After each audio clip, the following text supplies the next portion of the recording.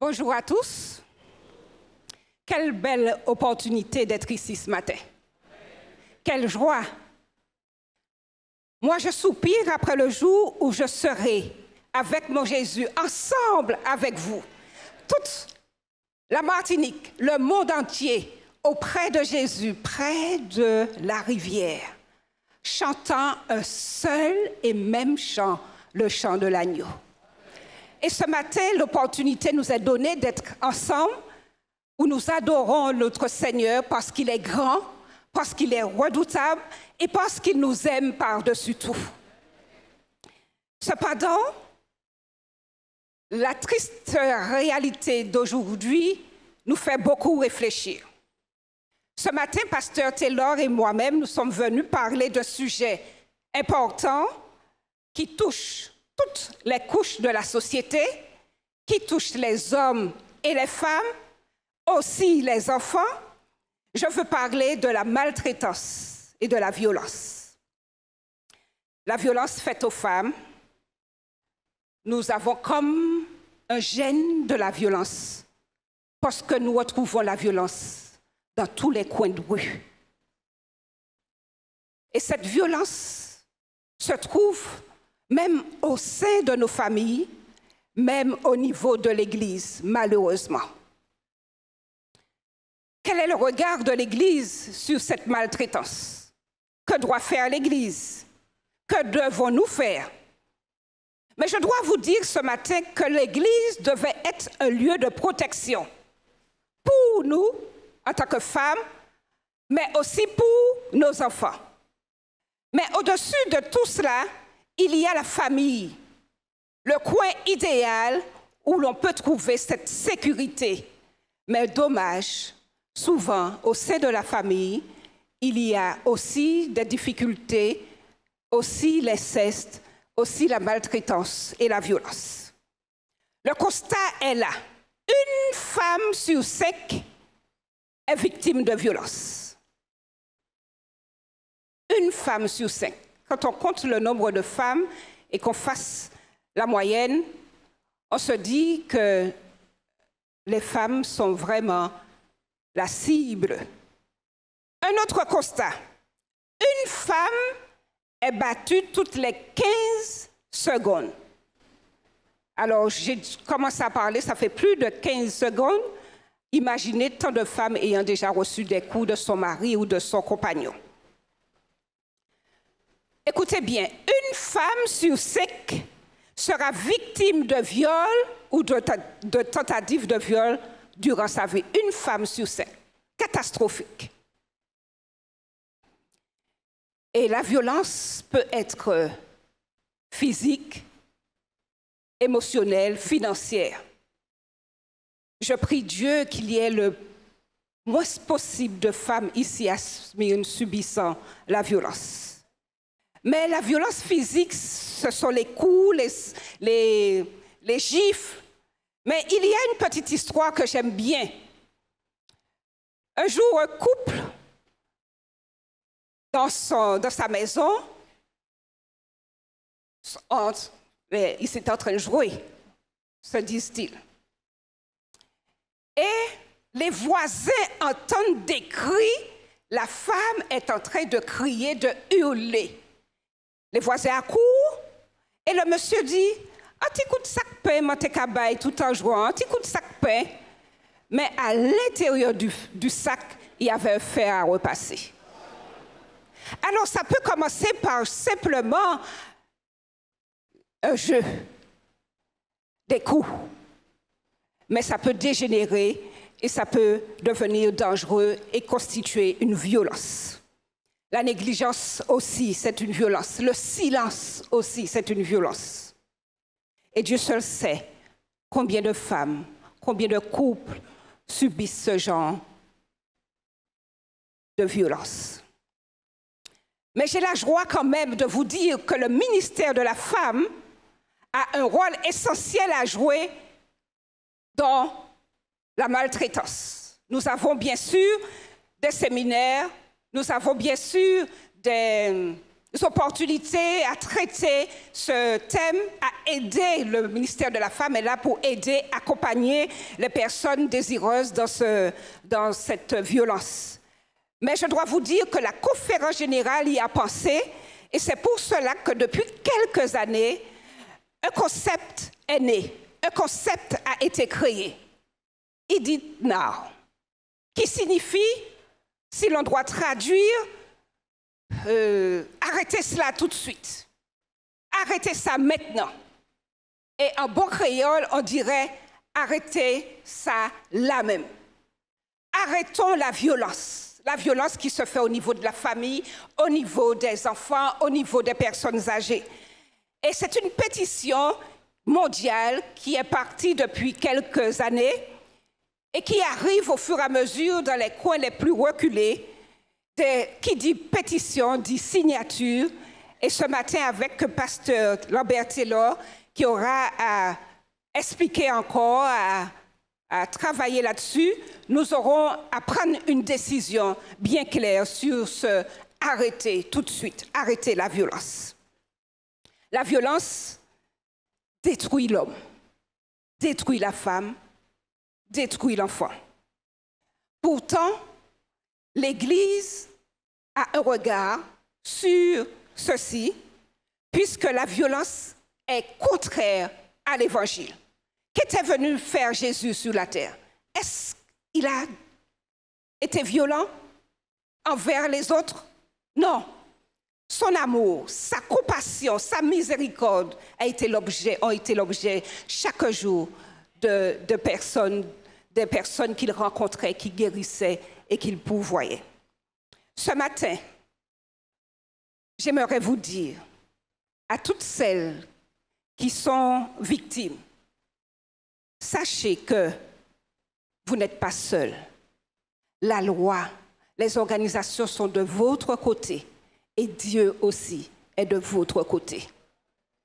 À ceux qui sont violents, qui ont peut-être le gène de la violence, qui s'exercent à cela, aussi vous pourrez trouver des organismes pour vous aider à sortir de cette spirale, à sortir de cet engrenage. Et j'aimerais bien vous dire de compter surtout sur le Dieu Tout-Puissant qui peut transformer des vies. Alors, arrêtons avec la violence. Notre Église devait être un refuge, un abri pour tous ceux qui sont victimes de violence. Et nous devons mettre, comme ce matin, des actions de prévention, de restauration et de guérison. It It Now, arrêtons la violence tout de suite, stoppons la violence. Et j'aimerais terminer en vous disant que la prévention est la meilleure méthode pour sortir de la violence. Et c'est ce que l'Église de Smyrne fait depuis quelque temps avec des séminaires, des rencontres sur la violence. Mais j'aimerais aussi m'attarder sur les enfants, souvent victimes. Et quand vous savez bien que quand un enfant est victime de violence, il garde ça toute sa vie. Sinon, il faut des thérapies. Et depuis l'année dernière, le ministère de l'Enfance et de l'Adolescence de l'Union a fait parvenir aux différents champs des conduites à tenir, comment travailler avec les enfants et avoir une certaine protection. Savez-vous que vous ne pouvez pas rester seul dans une salle avec un enfant en bas? Savez-vous que vous devez être accompagné, qu'il faut une troisième personne avec vous dans la salle? Et savez-vous que vous ne pouvez pas toucher un enfant au-dessous de l'épaule? Sinon, il faudrait lui demander son autorisation. Autant de consignes, de conduite à tenir, à savoir, il faudrait se former à cela pour qu'il n'y ait pas d'allégations et qu'il n'y ait pas de soucis avec les moniteurs, les monitrices et les enfants. Dieu veut d'une Église remplie de dignité, de valeurs humaines et dénonce la maltraitance sous toutes ses formes, physiques, sexuelles et émotionnelles. Alors, arrêtons avec la violence.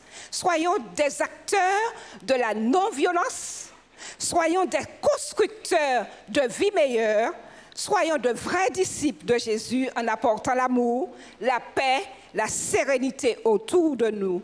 Et ce matin, passons de la maltraitance à la bienveillance. L'heure est venue, chers amis, pour que l'Église du Seigneur passe à l'action. Vous savez, pendant longtemps, nous avons gardé le silence. Mais nous voulons, avec la conférence générale, vous proposer un plan qui devrait permettre à chacun de dire non à la violence.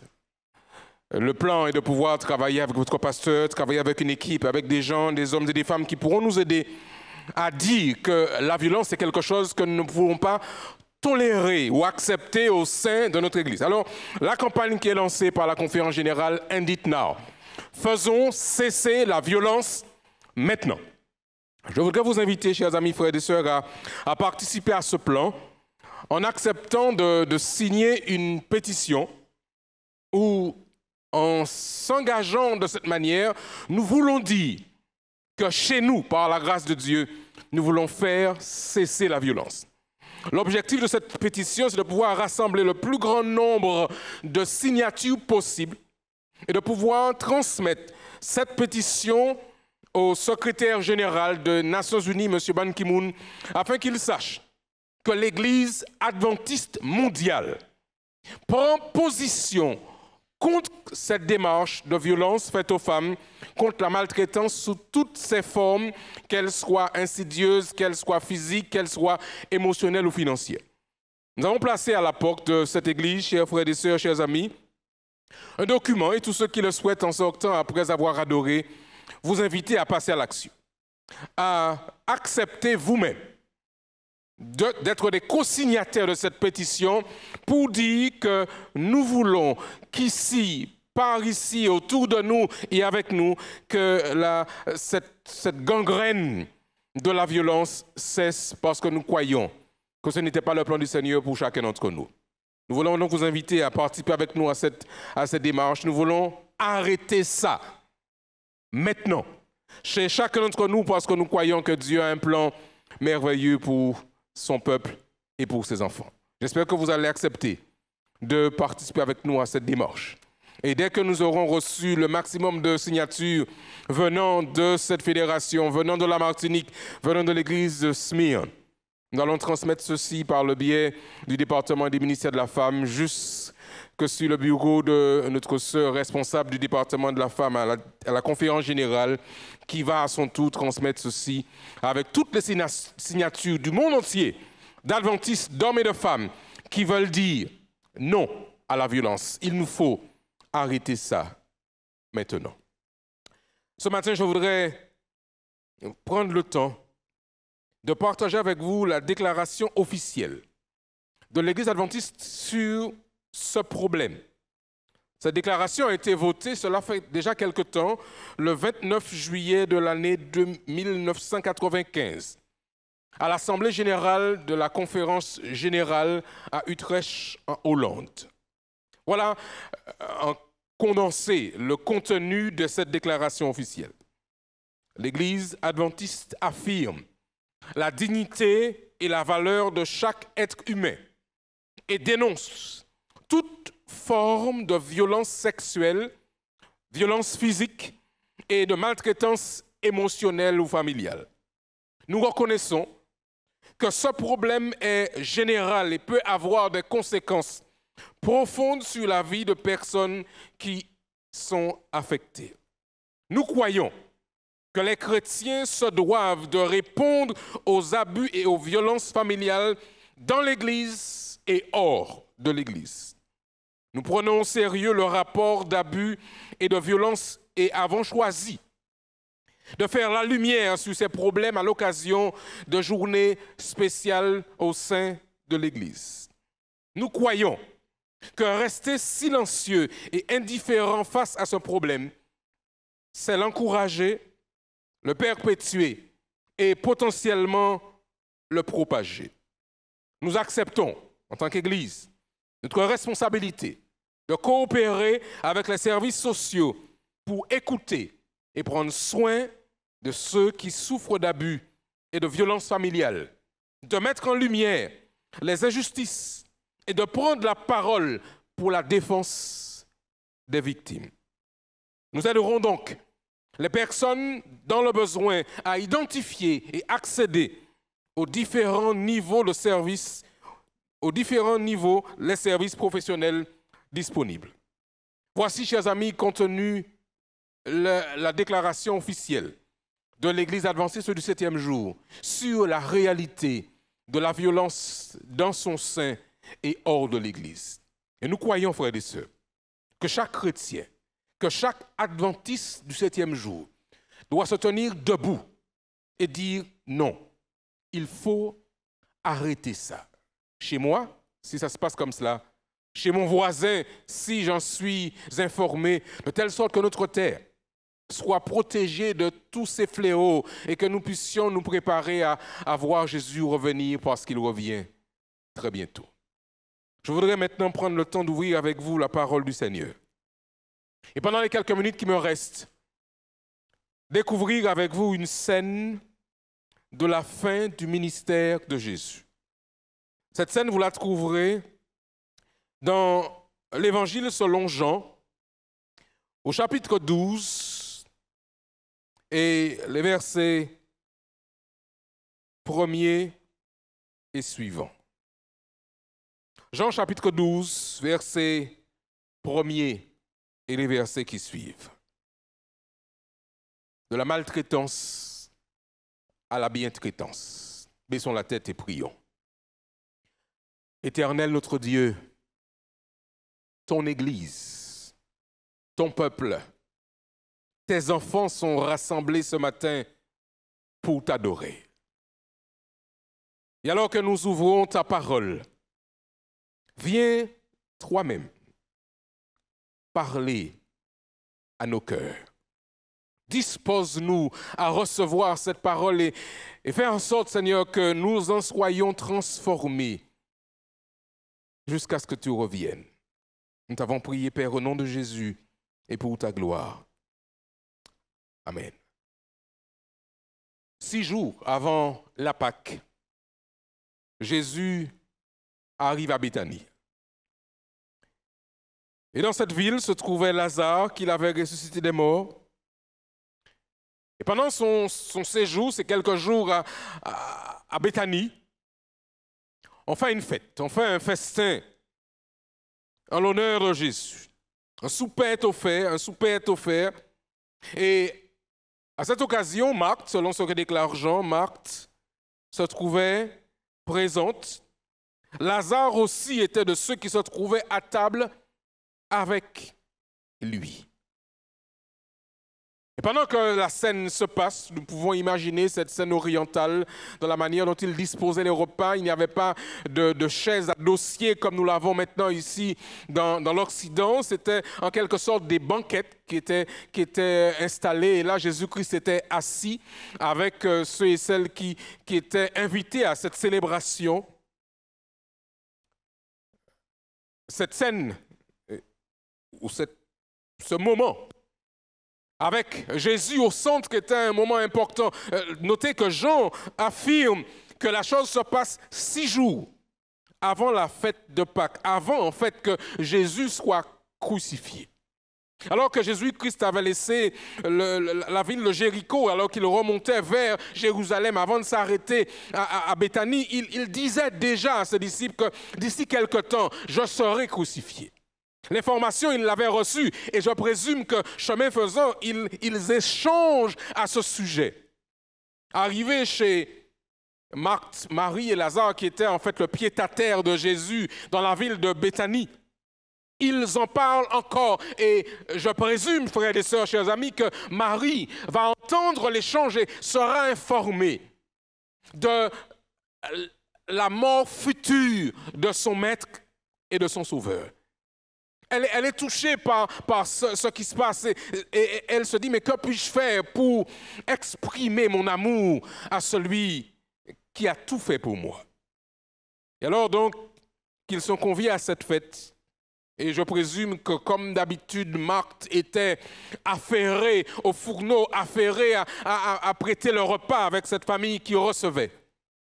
Jean déclare que Lazare, celui qui avait été ressuscité, était présent aussi. Et je peux penser que la foule entière était là parce que ce n'est pas tous les jours qu'on a avec soi un ressuscité. Celui qui accueille Jésus chez lui, les autres évangélistes le présentent comme étant Simon. Luc parle de lui comme étant un pharisien, un homme important. Mais cet homme avait fait une expérience particulière. Il avait été un jour atteint de la lèpre. Vous savez, frères et sœurs, que la lèpre, c'est une maladie qui, à l'époque de Jésus, était incurable. Et que quand quelqu'un se retrouvait en situation de lèpre, il était rejeté de la société. D'ailleurs, il devait se trouver parfois dans les cavernes, dans des zones isolées, parce qu'il ne pouvait pas se retrouver en contact avec la population. Il se trouve qu'un jour, Jésus passant par là, cet homme tout pharisien qu'il était, entend l'appel de Jésus. Il reçoit sans doute l'information de sa femme, peut-être qu'il lui dit, écoute, il y a un homme en ville qui guérit les malades. Et dans le livre de Matthieu, nous avons cette expérience où cet homme va se faufiler en bravant l'interdit pour se jeter aux pieds de Jésus. Que veux-tu? Lui pose la question, Jésus, que veux-tu que je fasse? Que je sois pur, que je sois purifié. Et ce jour-là, frères et sœurs, mes chers amis, Jésus va étendre la main et toucher le corps de cet homme afin qu'il soit guéri. Vous pouvez donc imaginer la joie qu'il y avait dans le cœur de cet homme. Voici un homme qui m'a sauvé, qui m'a guéri. Alors, il va faire une fête en reconnaissance à Jésus. Et il invite par conséquent une autre personne qui aura été non pas guérie, mais ressuscité, Lazare. Donc c'était vraiment un sujet de fête, c'était vraiment une scène particulière. Mais ils avaient oublié une personne. Ils avaient oublié une personne. Voici, frères et sœurs, selon ce que déclare Jean, que Marie entre dans la salle. Elle prend un vase d'albâtre. Elle prend un flacon d'un parfum de nard pur. Et Jean déclare de grand prix. Et elle va, dans cette salle, ouvrir ou briser le parfum, le verser sur les pieds de Jésus dans un geste symbolique d'expression d'amour et en même temps embaumer son corps avant sa sépulture. Et puis, elle va, dans un geste assez, parfois, on pourrait penser impudique à l'époque orientale où la femme se couvrait, elle va défaire ses cheveux et elle va tenter d'essuyer le parfum sur les pieds, sur la tête de Jésus. Je peux imaginer, chers amis, cette salle remplie de ce parfum. Tout le monde se tourne et regarde cette femme. Qu'est-ce qui se passe? L'un des disciples va même faire un commentaire désobligeant. Judas Iscariote, fils de Simon, celui qui devait le livrer, dit, mais pourquoi n'a-t-on pas vendu ce parfum? Et il a déjà fait une estimation. L'homme était bon. Il savait le coût du marché. Il dit 300 deniers. Il paraît, frères et sœurs, que 300 deniers correspond au salaire d'une année de soldats romains. Alors, si on fait la traduction en termes modernes aujourd'hui, cette femme avait dépensé approximativement entre 25 000 et 30 000 euros pour exprimer son amour à Jésus-Christ. Alors vous imaginez la réaction de Judas qui dit, mais ça c'est un gaspillage. Comment peut-on faire une telle chose? Les trois autres évangélistes, Matthieu, Marc et Luc, décrivent la même scène. Mais ils décrivent la même scène, chers amis, frères et sœurs, avec un regard différent. Matthieu, dans son livre, décrit cette scène dans Matthieu 26, versets 6 à 13. Vous allez relire à la maison, mais Matthieu ne fait pas référence au nom de cette femme. Il dira une femme. Il donne l'adresse, c'est à Béthanie. Il donne même celui qui reçoit cette famille, c'est Simon, mais il ne parle pas du nom de cette femme. Il ignore, c'est comme si elle n'avait pas de nom. C'est Madame absente, c'est Madame personne. Marc, quant à lui, fait la même chose. Dans Marc au chapitre 14, versets 3 à 9, Marc déclare, voici, un homme juif du nom de Simon reçoit, et puis il dit ce qui se passe. Luc, quant à lui, frères et sœurs, a un discours un peu différent. J'aimerais que vous lisiez avec moi comment Luc présente la chose. Dans Luc au chapitre 7, versets 36 à 50. Luc au chapitre 7, je dis bien, versets 36 à 50. Un pharisien, vous avez trouvé Luc 7, versets 36 à 50. Un pharisien pria Jésus de manger avec lui. Jésus entra dans la maison du pharisien et se mit à table.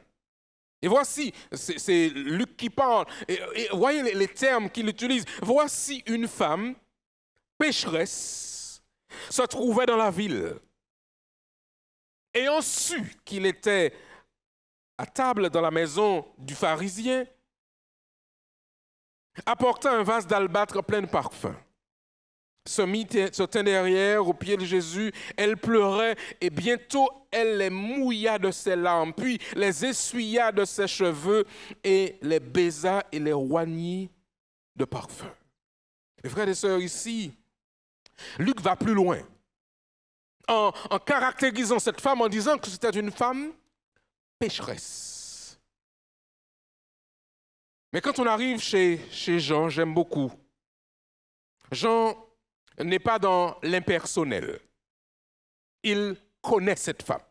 Alors il paraît en fait, frères et sœurs, que les autres disciples écrivent du vivant de Marie. Et par respect, par pudeur, par déférence, vont taire son nom. Quand Jean écrit, bien plus tard, alors qu'il était déjà en exil sur l'île de Patmos, la femme étant décédée, il peut maintenant dire son nom.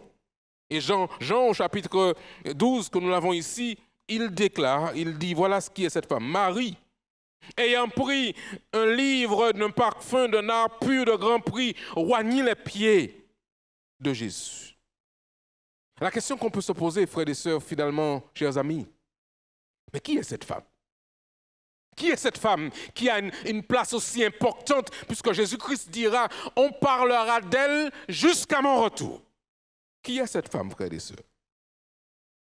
Une étude historique de contexte de cette femme nous permet de découvrir, frères et sœurs, qu'il y a des avis divergents, mais les théologiens de la zone médiévale en particulier laissent sous-entendre que cette femme, Marie de Béthanie, on peut dire comme cela, serait en fait la même femme qui aurait été prise en flagrant délit d'adultère et traînée devant Jésus. C'est Jean qui va en parler un peu plus avant dans Jean chapitre 8 au verset 3.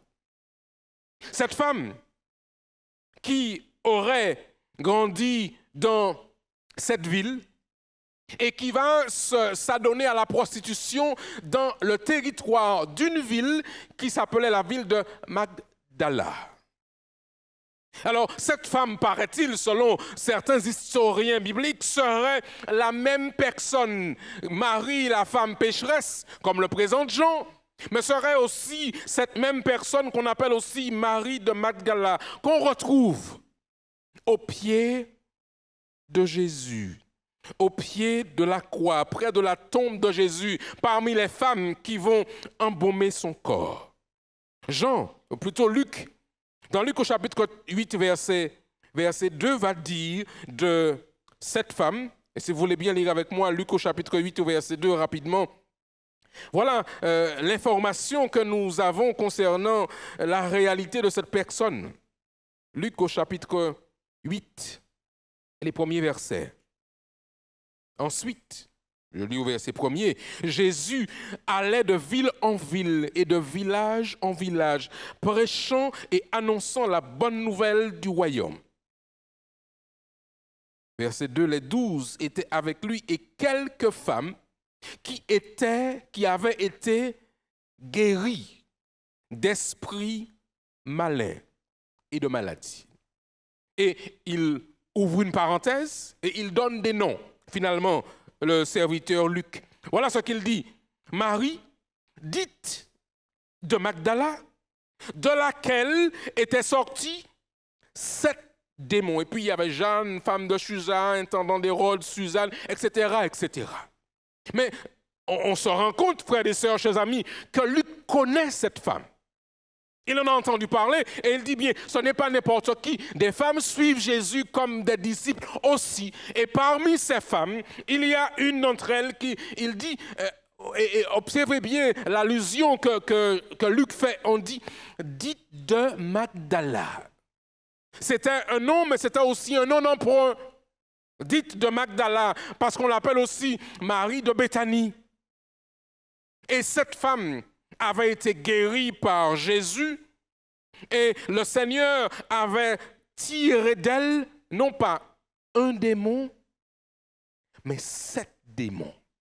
Et on apprend d'ailleurs, frères et sœurs, quand vous lisez le texte sacré, que Jésus s'en est repris à plusieurs fois pour libérer cette femme afin qu'elle soit finalement dans un état d'équilibre mental et émotionnel.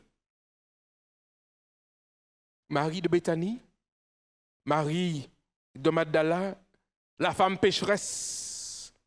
Je ne sais pas, mes frères et sœurs, mes chers amis, quelle serait votre réaction, mais je peux comprendre que cette femme avait aussi sa place dans ce festin autour de ceux qui voulaient dire merci à Jésus. Le frère Simon avait été guéri de sa lèpre et il voulait dire « Seigneur Jésus, merci ». Et ça se comprend. Lazare, son frère, était passé par la tombe, était sorti et revenu à la vie grâce à Jésus. Et Lazare voulait aussi dire merci. Mais cette femme, elle aussi voulait dire merci à son Seigneur et à son Sauveur. Il avait tellement fait pour elle. Ellen White confirme un petit peu ce que ces théologiens et ces historiens de la Bible déclarent, je cite, dans le chapitre 41 d'un livre en anglais, La transformation de Marie. Voilà ce qu'elle déclare, Ellen White. Alors que son cas paraissait désespéré à des vues humaines, le Christ, discernant les meilleurs traits de sa nature, aperçut en Marie des possibilités de relèvement. Le plan de la rédemption a ouvert devant l'humanité la perspective de grandes possibilités qui devaient se réaliser en Marie. Sa grâce a rendu, déclare encore notre sœur, la pécheresse capable de participer à la nature divine. Après être tombée, après être devenue la demeure des démons, elle fut initiée à la communion et au service du Sauveur. C'est Marie, déclare notre sœur, c'est Marie qui s'asseyait à ses pieds pour recevoir ses instructions. C'est elle qui répandit sur sa tête l'huile précieuse et arrosa ses pieds de larmes. Elle fut, cette même Marie, la première à courir au tombeau après la résurrection. C'est Marie encore qui, la première, aussi annonça le Sauveur ressuscité. Mes frères et sœurs, cette femme est sortie d'une situation de maltraitance, une situation d'abus sexuel, une situation de déchéance, de rejet, de mépris, pour devenir une servante du Seigneur. L'Éternel l'a sortie de la boue, de la fange, pour faire d'elle une princesse du Maître du ciel et de la terre. Aujourd'hui, dans l'Église adventiste du 7e jour, aujourd'hui, frères et sœurs, au sein du peuple de Dieu, il y a beaucoup de souffrance. Nous arrivons à l'église, bien vêtus, mais on dirait si la tête est capalée. Ce n'est pas écrit sur les fronts et sur les visages de personne, mais beaucoup arrivent ici et sont en lambeaux. Parce qu'ils savent ce qu'ils vivent à la maison, hommes ou femmes, maltraités, humiliés, insultés, méprisés, rejetés. Ils viennent ici dans ce lieu afin de prendre un baume, afin que Jésus-Christ passe la main sur elles, afin d'apaiser leur cœur endolori. Il y a, chers amis, dans cette église, dans ce lieu, dans cet espace, beaucoup de souffrance parmi le peuple de Dieu. Mais ce matin, frère, ce matin, sœur, Dieu va à la recherche de ceux qui pleurent. Frères et sœurs, chers amis, Dieu va à la recherche de ceux qui souffrent. Il dira d'ailleurs dans ces béatitudes, heureux ceux qui sont affligés, car ils seront consolés. Heureux ceux qui pleurent, car l'Éternel lui-même viendra essuyer leurs larmes. Alors ce matin, mes frères et sœurs, quelle que soit la situation, Dieu veut vous restaurer. Oh, je le répète, frères et sœurs, parce que nous avons besoin de l'entendre. Parce que quand on est dans sa souffrance, parfois, on est comme sous un nuage. Ma chère sœur, quelle que soit la situation dans laquelle tu te trouves, Dieu veut te restaurer et faire de toi une femme, une colonne dans son royaume. Quand Jésus a touché la vie d'une personne, cette vie est transformée. Alors il ou elle a le pouvoir, a l'autorité de dire « Stop ! Ça suffit ! J'ai assez souffert comme ça. Je n'ai pas été créé pour souffrir. » Parce que certains ont voulu faire croire que le christianisme rimait avec souffrance. Et frères et sœurs, nous avons été créés pour régner. Comme vous n'avez pas entendu, je vais répéter. Mes frères et sœurs, et je le dis parce que c'est important que chacun le reçoive dans son cœur et dans son âme. Nous avons été, vous et moi, nous avons été créés pour régner avec Dieu. Alors, comme dirait Martin Luther King, personne ne peut se retrouver à califourchon sur vos épaules à moins que vous ne vous êtes baissé pour qu'il monte dessus. L'heure est venue pour que les enfants de Dieu se redressent et qu'ils fassent tomber ce cavalier malsain et malséant qui vous maintient dans une situation de souffrance quelle qu'elle soit. Le christianisme libère. Le Christ me rend libre. Et en Jésus, je dois pouvoir dire, stop, il faut arrêter ça maintenant. Alors je saurais dire à cette personne, au nom de Jésus-Christ, ça suffit. J'en ai assez et avec Jésus-Christ, je veux commencer une vie nouvelle. Quand Marie est entrée dans cette salle, Simon, dans son cœur, dit, si Jésus savait qui était cette femme, il ne la laisserait même pas le toucher. Mes chers amis, Jésus lit dans les pensées. Gloire à Dieu. Il lit les cœurs et il connaît ceux qui ont des tendances mauvaises, ceux qui ont des caractères durs.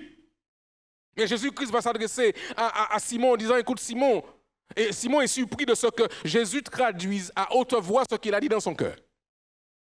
Je suis arrivé chez toi, tu ne m'as pas lavé les pieds. Comme c'était la tradition d'ailleurs.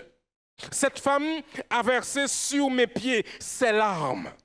Et elle a ensuite exprimé par un geste ultime, elle a brisé sa cagnotte, elle a été à la caisse d'épargne, elle a pris toutes ses économies pour dire à Jésus qu'elle l'aimait.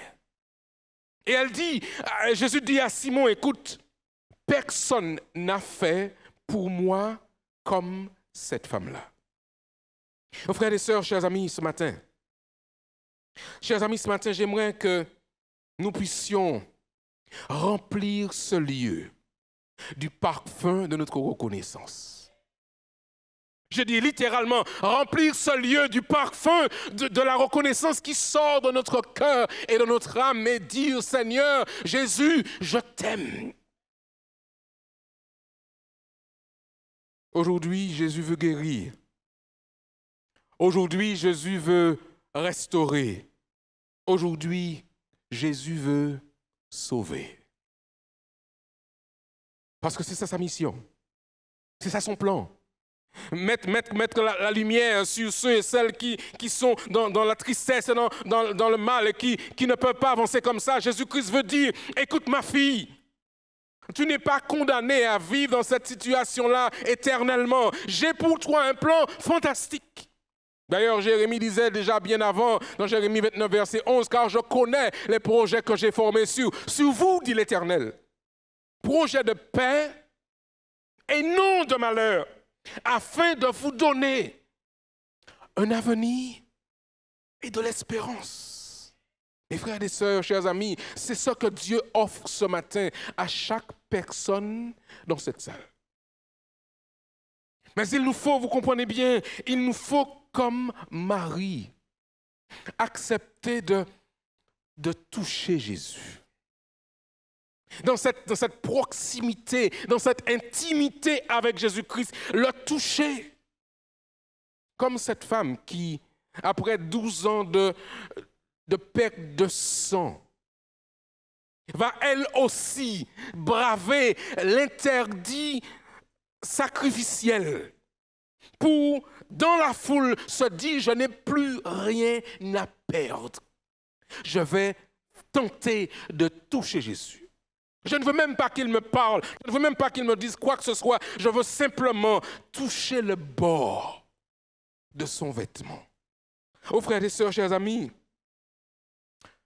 c'est quelque chose de fantastique quand un homme, quand une femme entre en contact avec Jésus-Christ. Quelque chose de particulier se passe dans son cœur et dans sa vie. Et cette personne est transformée. La scène, je peux l'imaginer, cette femme dans cette foule qui fait des bras et des épaules. Et finalement, quand Jésus passe près d'elle, elle tend la main, puis boum! Et que ce toucher, frères et sœurs, c'est un toucher fantastique. Le Seigneur sent une force, une énergie sortant de lui-même. Il dit, quelqu'un m'a touché. Seigneur, voyons, il y a du monde autour de toi. Comment peux-tu dire que quelqu'un t'a touché? Ce n'est pas n'importe quel toucher, c'est un toucher de la foi. Alors ce matin, je voudrais nous inviter, frères et sœurs, à toucher le bord du vêtement de Jésus-Christ.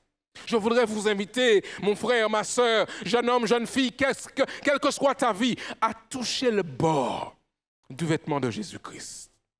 Parce que quand on entre en contact avec Jésus-Christ, on sort de la maltraitance et on entre dans la bientraitance. On entre dans l'adoration, on entre dans la restauration, dans le bonheur, jusqu'à ce que Jésus-Christ revienne. Oh, je sais, frères et sœurs, je sais que parfois ce n'est pas facile de dire qu'on a mal. Je sais qu'on arrive dans la voiture, dans le parking, on essuie ses yeux et on essaie de pouvoir faire bonne figure. Mais Dieu connaît mon cœur. Dieu connaît votre cœur. Et ce matin, Jésus-Christ dit, venez. Venez dans mon église, venez dans ce lieu de pardon, dans ce lieu de guérison, afin que je fasse pour vous ce que moi seul je puis faire. Oh oui, c'est Jésus. Oui, c'est Jésus dans mon cœur. Et le chant dit, car j'ai touché le bord de son vêtement. Nous voulons avec le groupe de chant chanter ce chant et vraiment dire à Jésus que nous voulons le toucher. Oh oui, c'est Jésus. Oh oui, c'est Jésus. C'est Jésus dans mon cœur,